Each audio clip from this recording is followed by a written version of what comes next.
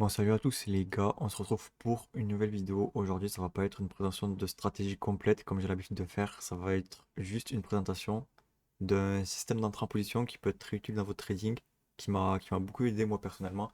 C'est le breaker block. Donc en soi, je vais vous montrer ce que c'est un breaker block et je vais vous montrer les exemples qu'il y a jusqu'après.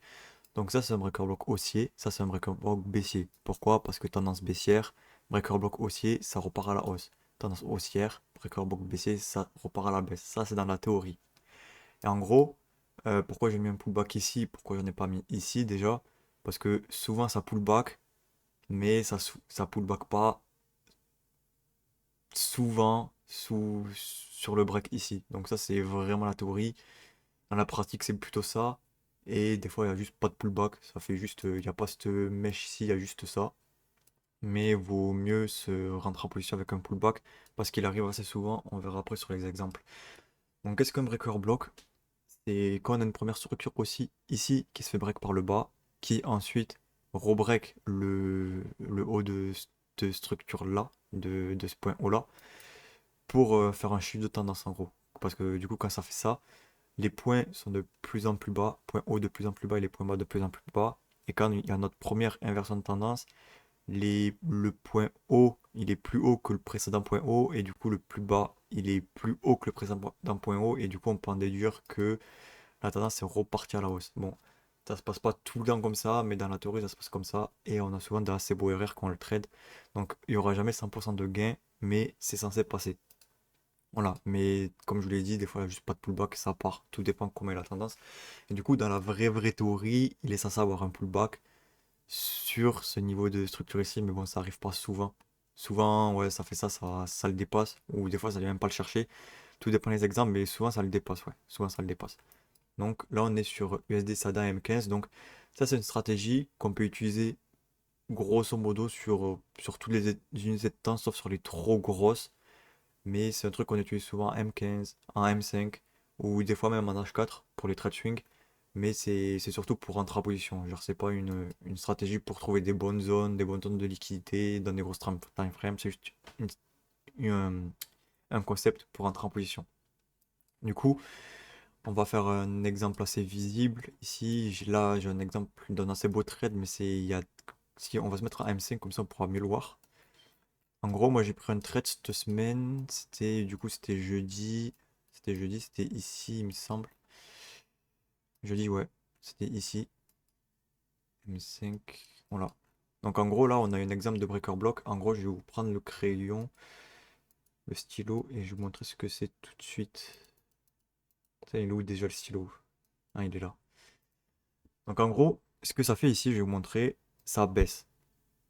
Donc là, on part, on est sur une tendance baissière, ça baisse, ça remonte, ça baisse. Donc là, on est d'accord, j'ai mal tracé, mais là, ça break ce niveau-là, pour ensuite remonter, du coup, break ce niveau-là, pour ensuite redescendre, pour ensuite remonter. Bon, là, ça, c'est un exemple un peu bizarre, parce que du coup, ça fait une sorte de W, parce que dans la théorie, du coup, attendez, je peux supprimer.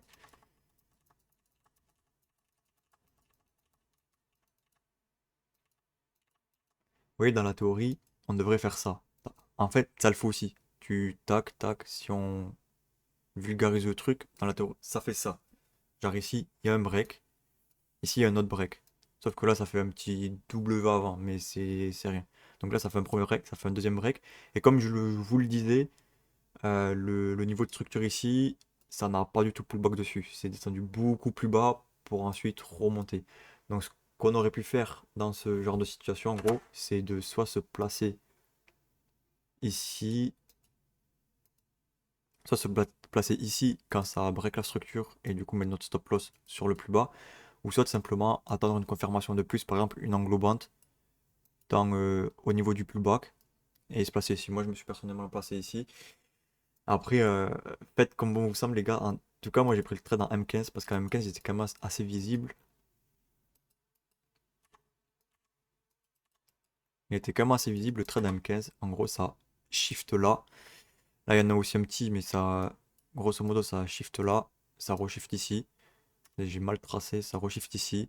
Et moi, je me suis placé sur cet angle band là, M15. Donc ça, c'était mon trade de la semaine. Dans une zone de supply. Voilà, comme je vous l'ai expliqué dans mes précédentes vidéos sur les stratégies, le breaker était dans une zone de supply qui se trouvait juste ici, une zone de supply. Voilà, breaker block et j'ai pris le trade à l'achat. Ça m'a fait un bon R, les gars, un R de 5 et j'ai clôturé. Donc on va tout de suite passer à d'autres exemples qui sont pertinents. Donc ici, par exemple, on a un exemple pertinent qui est un breaker qui ne s'est pas formé, dans le sens où, du coup, ça peut pas tout le temps marcher. Enfin là, à l'occurrence, c'est pas que ça n'a pas marché, c'est juste que le truc il s'est pas formé.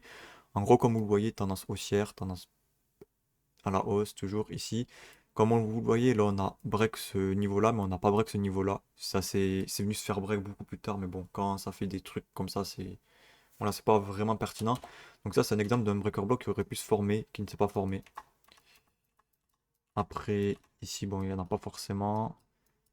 Ici, du coup, il est assez large, parce que là, du coup, la vision qu'on pourrait avoir de ce trade, c'est ça. Voilà, c'est un assez gros breaker, mais voilà, quand vous voyez ça, vous n'allez pas forcément trader ça. Faut mettre du contexte à votre analyse, mais en soi, ça a à peu près cette forme-là, les gars.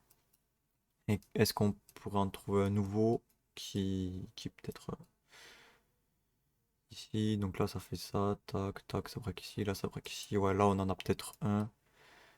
Ouais, ça break pas ici, mais bon, en soi c'est la même chose. Par exemple, ici, ça part ici, tac, premier shift de structure, ça repart ici. Là, vous voyez, là ça shift pas, ça shift vraiment quand on a fait la prochaine vague ici. Là ça shift, donc ça serait un breaker valide aussi, mais un breaker assez grand.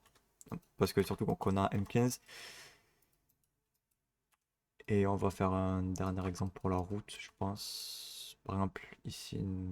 Ouais, ici, il y en a un aussi. Il y a un beau breaker ici. Voilà, comme vous le voyez, là, ça baisse. Là, ça fait ça, ça fait ça, ça fait ça. C'est juste que là, du coup, il n'y a pas eu le pullback. Il n'y a pas eu le pullback. Ça a juste fait ça avant de repartir. On n'a pas eu le pullback sur la ligne ici. Mais voilà, ça a broqué dans ce sens-là. Et si vous aurez pris position ici, vous aurez pu le prendre sur l'englobante ici, la bougie verte, quand ça a bien cassé la structure. Bon, ça aurait fait un bon R, c'était pendant la nuit. Donc pas grand monde aurait pu trader ce breaker là. Et après, bon, on va se faire un dernier exemple ici. Voilà, soit ici, il y en a des gros, il y en a des énormes, mais bon, je vais pas vous faire chier avec ça. Là aussi, il y a une sorte de breaker.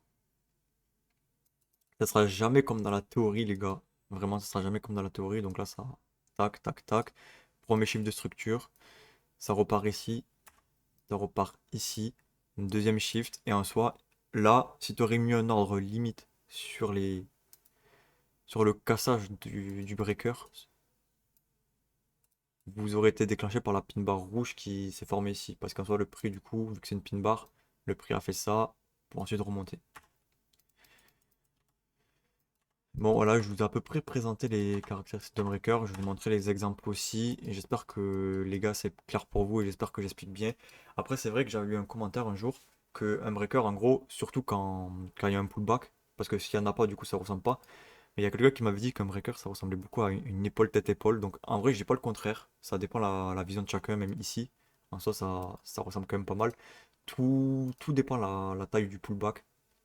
Mais c'est vrai que ça a tendance à, des fois, dans certaines opportunités, ressembler aussi à une épaule tête-épaule. Bon, ça, les gars, j'espère que vous avez kiffé la vidéo. Et bon, on se retrouvera la semaine prochaine pour un autre concept.